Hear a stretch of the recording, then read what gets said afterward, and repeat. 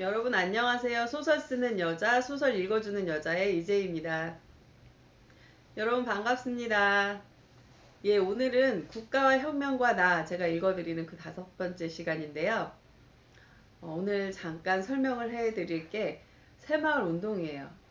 새마을 운동을 제가 직접 지금 설명을 드리진 않겠지만 전 세계적으로 이 새마을 운동이 얼마나 붐을 일으키고 있는지 그것만 잠깐 소개를 해드릴게요. 여러분, 베트남이 갑자기 경제적으로 급부상했죠. 그 뒤에는 박정희 대통령님의 새마을 운동을 본딴 신농촌 운동이 있었습니다. 네. 그리고 지금 우간다의 농촌 살리기 운동이 있고요. 미얀마와 필리핀의 신규 농업 개발 사업, 아르헨티나의 민관 협력 축산 산업, 그리고 짐바브웨와 모잠비크의 영농 지도자 양성 등이 박정희 대통령님의 새마을 운동을 모델로 해서 지금 일어나고 있는 운동입니다. 여러분 어떠세요? 너무 멋있죠? 네. 우리 박정희 대통령님이 만들어서 우리한테 반포해 주신 국민교육 헌장을 보면요. 제가 잠깐 저 외우고 있거든요. 우리는 민족 중흥의 역사적 사명을 띠고 이 땅에 태어났다. 조상의 빛난 얼을 오늘에 되살려 안으로 자주 독립의 자세를 확립하고 밖으로 인류 공영에 이바지할 때다. 여기서 말씀하신 것처럼요. 인류 공영에 이바지한다고 하셨는데 그걸 또 교육의 지표로 삼으셨잖아요. 저는 그런 원대한 꿈을 꾸고 자랐습니다. 박정희 대통령님께서 그렇게 만들어 주셨어요. 박정희 대통령님 정말 인류 공영에 이바지한 훌륭한 지도자이십니다. 네, 그러면 오늘은 제가 그 뒤를 이어서 오늘 제1장 혁명은 왜 필요하였는가 지난 시간까지 제가 읽어드렸고요. 이번에는 혁명 2년간의 보고 읽어드리겠습니다.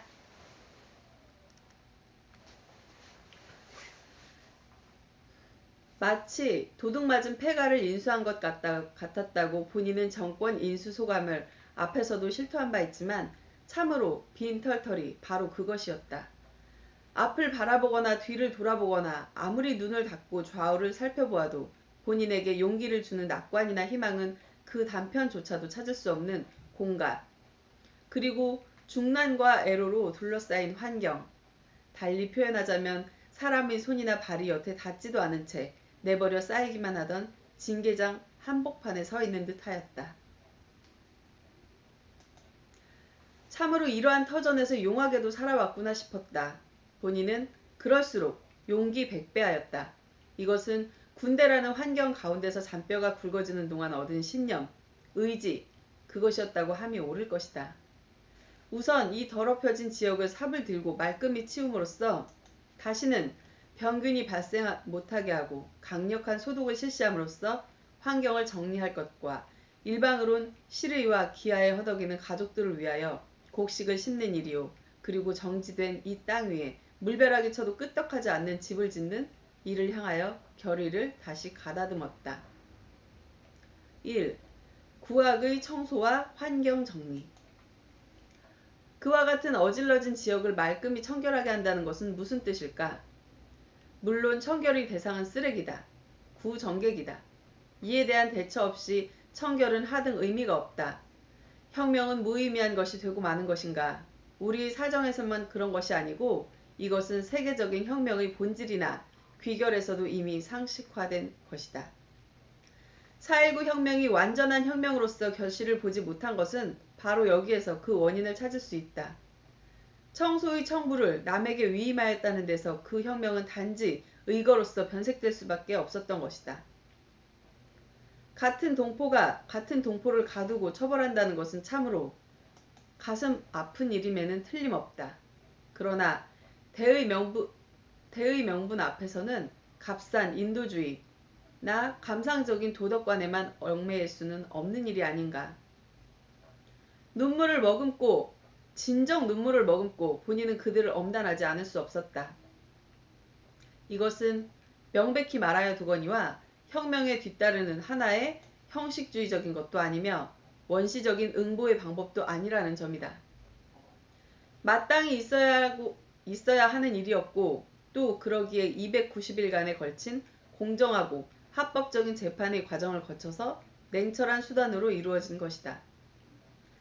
250건의 재판에 연루된 인원은 697명, 여기에는 상당수의 극형이 포함되고 있다. 인간의 죄는 밉되 그 인간은 미워할 수가 없다. 하물며 한 집안의 가장, 지주를 잃은 가족을 생각하면 참으로 가슴 아픈 일이다. 이 비극의 교훈이 거울이 되어 다시는 이 같은 일이 되풀이 되어서는 안 될 것이다. 한편 구정의 책임을 지고 재판대에 선 고위 정객과 더불어 지난날 이들과 비정에 공모되었던 수천의 군소 정객에 대하여서는 정치정화법을 제정 공포하여 반성의 기회로 삼게 하였다. 이들의 반성과 잡음의 제거 없이는 백사가 순조롭게 진행될 수 없다는 이유도 없는 바 아니었다. 국민 제위가 아시다시피 이들이 잠자게 있게 됨으로써 혁명 대업은 신속하고도 알찬 결과를 맺어왔다. 이것은 그동안의 국민 제위가 일목요연하게 알 수 있는 일이다. 그러나 언제까지 그들을 묶어놓을 수는 없는 일이었다. 혁명과업과 민주과업이란 이율 배반의 딜레마 앞에서는 참으로 망설이지 않을 수 없게 되었다. 이들이 다시 정계에 진출한 그날부터 국가 민족이 기대하는 혁명 대업이 얼마나 부당하게도 국민의 곡해 선전되어 지장을 가져왔으며 또 지금도 오고 있는가. 참으로 원통할 일이다. 여기에 또한 정치와 불가분의 관계를 맺으며 그 그늘에서 온갖 사회 악을 서슴지 않고 자행하고 온 경제계를 우리는 예리하게 해보하였다. 사실은 정치보다 먼저 숙청되어야 할 대상이었던 것임은 세상 말할 겨를이 없는 것이다. 혁명 정부는 이들 부정축제자 59명에 대하여 총액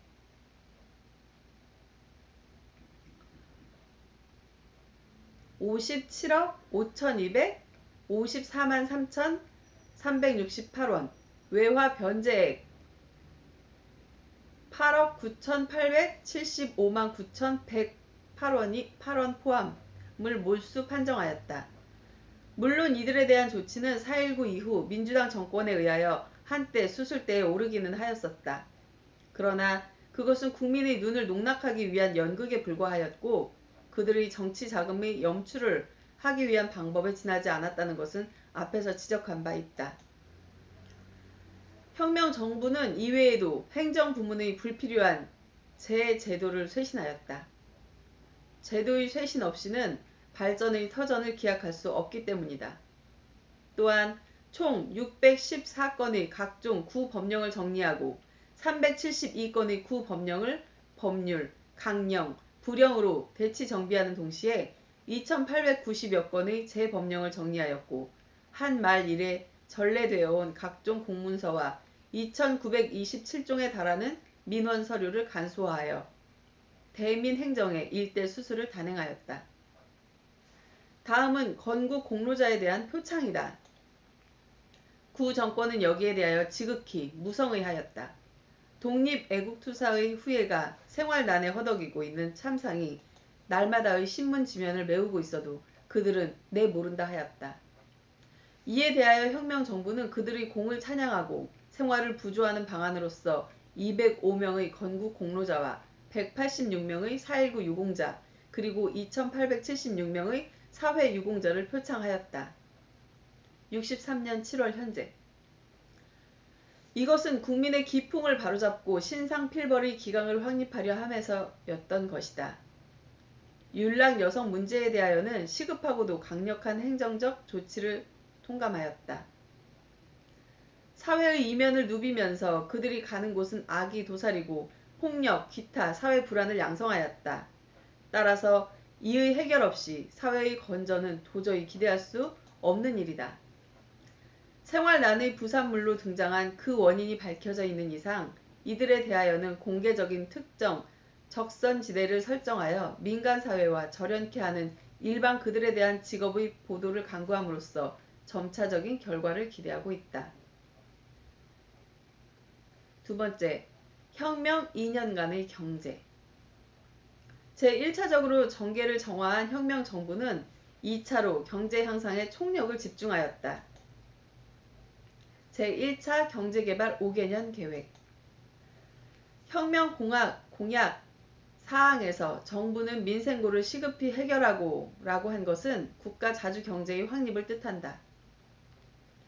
건국 이래 처음으로 우리는 경제개발 5개년 계획을 수립하고 그 거부를 내디뎠다. 본시 이 계획의 최대 주안점은 한국의 사회적, 경제적 발전을 저해하는 일체의 부패, 부정, 사회악을 제거하여 새로운 건전한 경제의 질서를 세우며 자원의 합리적인 배분과 효율적인 사용을 통한 경제 발전의 토대를 견고히 하고 공업화와 기타 산업 구조를 균형 있게 하기 위함에 있었다. 구 정권 때 10여 년을 두고도 끝내 괴상의 안으로 서랍 속에 들어갈 수밖에 없었던 이 계획안은 장래 성공 여부보다도 우선 안을 완성했다는 그 하나만으로도 충분한 가치가 있는 것이다.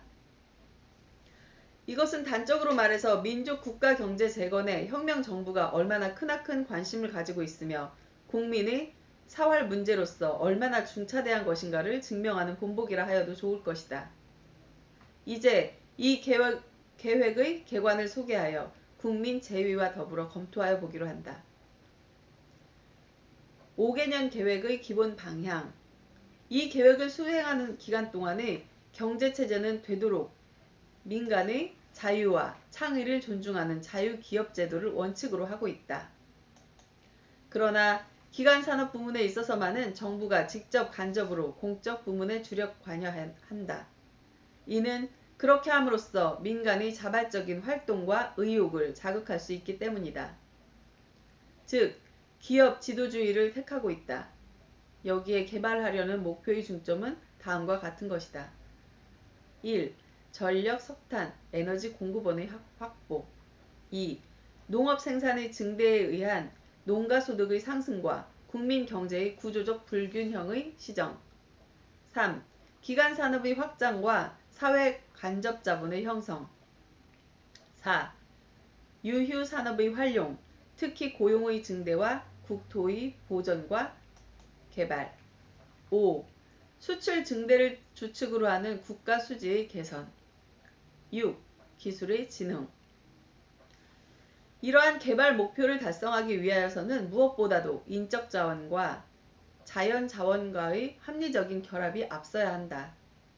우리가 가지고 있는 것은 그대로 최대로 활용할 것이지만 그래도 부족되는 것은 외자 도입으로 메우지 않으면 안 되는 것인데 그러한 자원 공급을 위하여서는 1. 국내 자원의 최대한 동원과 외자 도입의 촉진 및 정부 보유 달러의 계획적 사용. 2. 국내 노동력의 최대한 활용에서 오는 자본화. 3.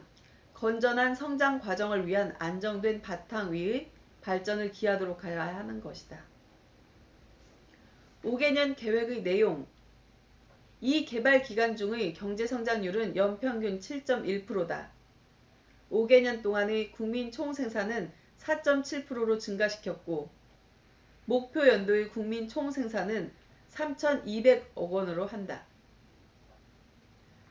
수출액은 기본 연도의 4.2배인 13,800만 달러로 증대시켜 국제 수지를 개선하고 산업 구조를 균형화하여 2차 산업의 비중을 제1차 연도의 19.4%에서 26.1%로 높이도록 한다.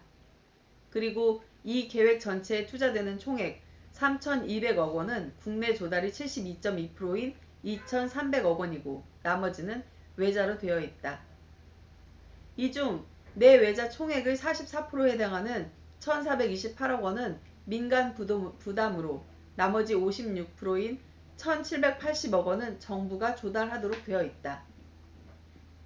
그리고 산업별로 본 투자 내용은 총 투자액의 49%를 전기, 교통, 통신, 주택 등의 3차 산업 부문에 34%가 광공업인 2차 산업 부문에 농촌, 수산계를 위한 1차 산업 부문은 17%로 되어 있다. 이에 따라 1차 산업은 1차 연도의 5.3%가 목표 연도에는 6.2%로 증가되고 2차 산업은 11.1%에서 17.3%로 3차 산업은 3.8%에서 4.8%로 각각 성장하도록 되어 있다. 그런데 이에 소요되는 재원은 어디까지나 국민 총생산에서 소비되고 남은 국내 저축과 외국 원조와 외자 도입에 의하여 마련될 것이며 재화면으로는 소비재 생산을 억제하고 생산을 증대하여 수출에 의하여 획득되는 외화로 충당되게 하였다. 한편 수출에 의하여 획득되는 외화로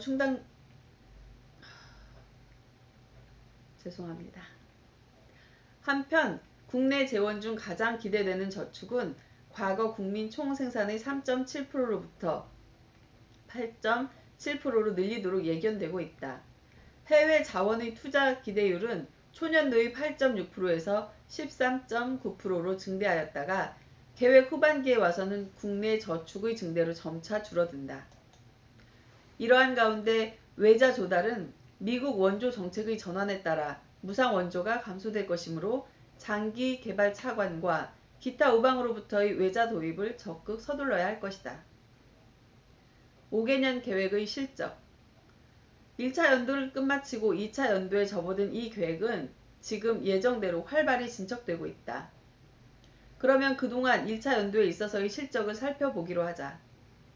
이 기간 중에 계획된 사업은 1차 산업부문이 19개 사업체, 2차 산업부문이 39개 사업체, 3차 산업부문이 50개 사업체로 도합 108개 사업체인데 이것을 각 진도별로 보면 그 실적은 다음과 같다. 자금 집행면은 정부 부문은 재정 융자 계획 285.4억 원,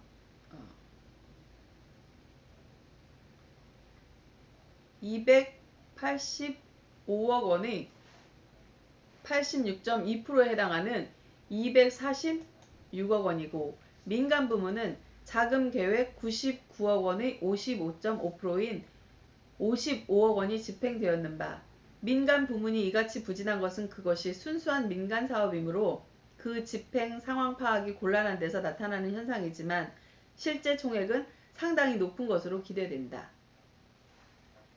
내외자별 내자는 계획 총액 337억 원에 대하여 80.5%인 371억 원이고 외자는 47억 원의 62.5%인 29억 원이 집행되었다.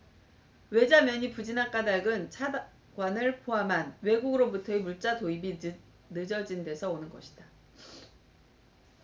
산업별 1차 산업부문은 연간 계획 총액수 98억 원의 97.4%인 95억 원이었고 2차 산업부문은 110억 원의 75.1%인 82억 원이고 3차 산업부문은 176억 원의 70%인 123억 원이 집행되었다.